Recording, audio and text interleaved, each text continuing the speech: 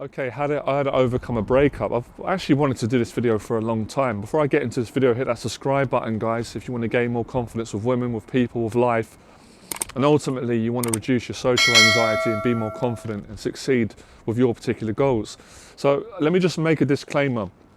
I'm not going to promise you in this video that I'm going to help you to get your ex-girlfriend back. I can't do that, or that this is going to be easy. The truth is, it's not going to be easy. There's a lot of videos online where people are not honest, they lie, and they make out that they're going to give you these special tips, and all of a sudden, all the pain that you're going through is just going to be removed. And it's just not true. What I can offer you is the truth, some really great tips that are going to help you in due time to overcome your breakup and get you back in a good place again. So I break it down into these categories. The first one is you really need to get some emotional support. And that's just basically about being around good people, because it's hard when you're going through a breakup, really, especially a long-term one, 5 years, 10 years, some people was even longer. It's a lot of pain. Even if you ended the relationship, whether you ended it or they ended it, it's going to be hard. You're human. It's not normal to come out of a breakup and feel nothing. That meant it wasn't a proper relationship. So obviously you don't want to feel pain, but don't judge yourself for feeling pain. Anybody would feel it. Anybody who's got empathy in their right mind is going to be feeling the effects of a long-term relationship. So support's good, and ultimately that's just about taking your mind off of it and being around friends and just having fun, just being around good people, right? That's the first one. The second one for me is about changing your mindset to not being a victim, because you can easily fall into that. I always say to my clients, be compassionate towards yourself, but don't be a victim. Being a victim is dangerous. It's going to give you mental health problems. So it's about rebuilding, because usually when you have a breakup, there are lots of things that you realize about yourself that you're not going to be happy about, things that you need to change, habits, behaviors.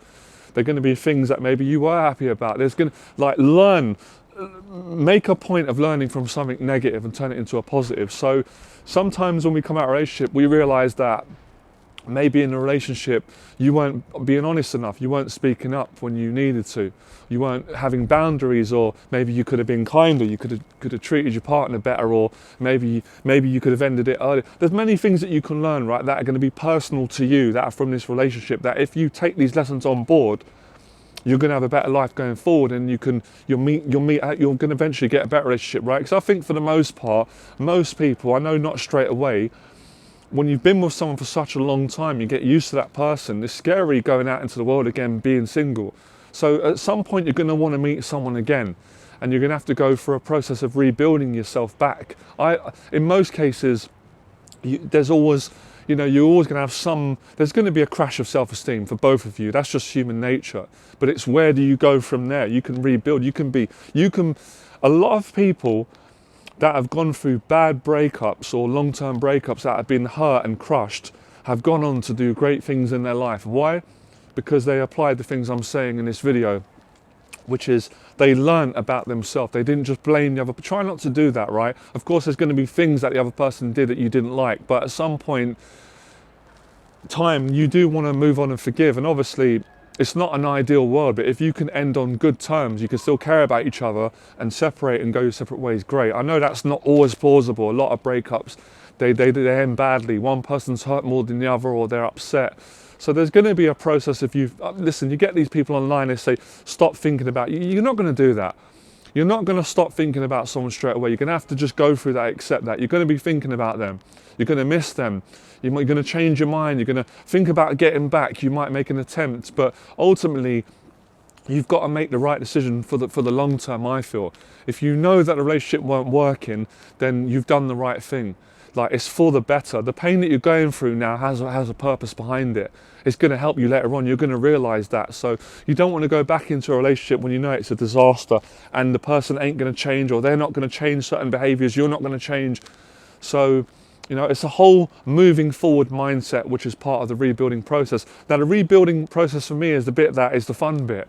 That's where you can start going, right, am I using my gym membership? Am I working out regularly? If the answer is no, let me get on that. Am I working on my business still? Am I passionate about my goals, my life?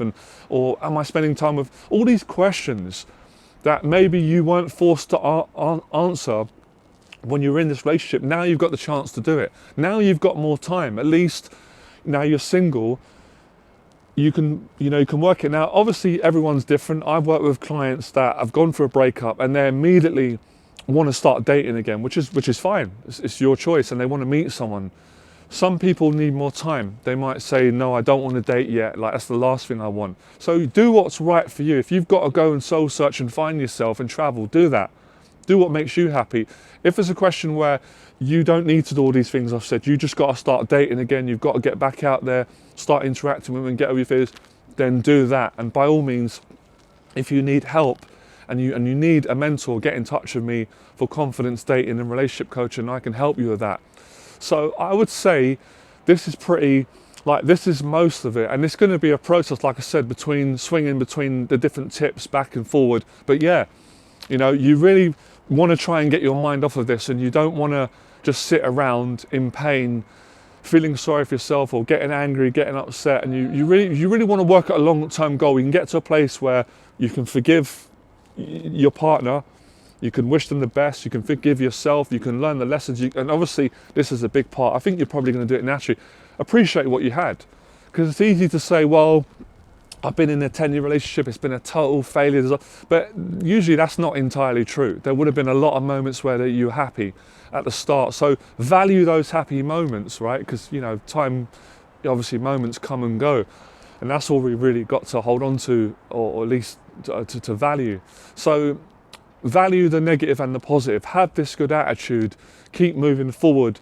Get all the support you need. Don't struggle, because there's a lot of guys out there, men and women, who can get suicidal. They can get really in a dark place because of not knowing how to deal with the pain that they're going through. And I've been there. Right?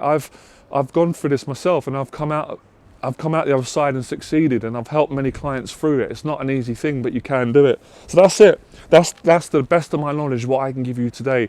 And go out and, I would say, be social. Don't be on your own. Spend time with family. Speak to whoever you trust in your life, in your social circle. Friends, family, a mentor. Don't suffer in silence. Rebuild yourself. Get your confidence back. Love yourself. Learn the lessons. Get out. Date. And meet a great person that's right for you, where you are now in your life, and hopefully you be together for the remaining time. Or if you don't want a serious relationship and you just want to take it easy and date, then do that until you change your mind. But ultimately, this is the process that I've used. It's common sense, like I said.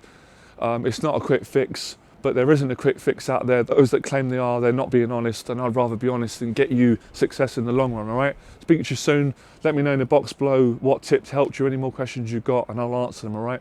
Fearless.